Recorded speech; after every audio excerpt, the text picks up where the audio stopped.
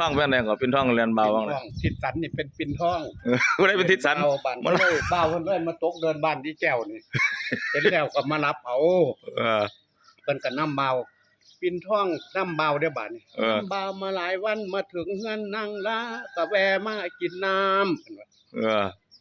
เลยเราถามนางมาเห็นจุฬามาผีบ่นางเลยตอบจ่อบ่เห็นบ่บ่าวปิ่นทองบ่าวปิ่นทองเป็นยกจดหมายขึ้นกับบ่าวเด้อ เอ บัด อ ปิ่นทองเดี๋ยวเห็นบัดนี้เห็นเราเจ้าของพร้อมสองจมปิ่นทองเริ่มทอไปก็อ่อนเพลียส่วนล่างเป็นคนส่วนบนเป็นม้า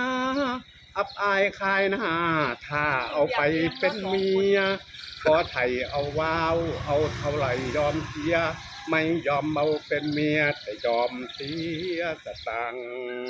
ว่าเอาเรื่องกัน กินห้องว่าเฮ็ดจังได๋ก็บ่เอาเที่ยวเฮ็ดเมียสิไทย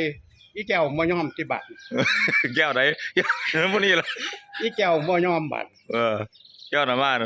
อีแก้วมันก็เลยบอกเท่าไหร่ก็ไม่เอาแล้วแก้วไม่ให้จะเป็นเมียให้ได้ ดังจดหมายเขียนมากษัตริย์ตัดแล้วไม่เคยคืนคำจะมาพลิกความเป็นคำมุสา วน จำเอา นางเข้าพาลา แล้วกันแกล้งนาวันจะฆ่าให้ตายใส่มันไปได้มันทะยีแก้วขึ้นคิ้วขึ้นเขาไปบ้านคนสิวังฆ่าให้มันตายแม่น เอ บ่ อ บ้านนี้แก้วมันก็อยู่กับผีกับบ่ยานแก้วบ่วันขยันหาเฮียนวิชาอาคมได้เพิ่งคมยินด้วยว่า เออ หรือสีตามาช่วยอวยไทยได้จังมาบุญมาฮอดถอดขับมา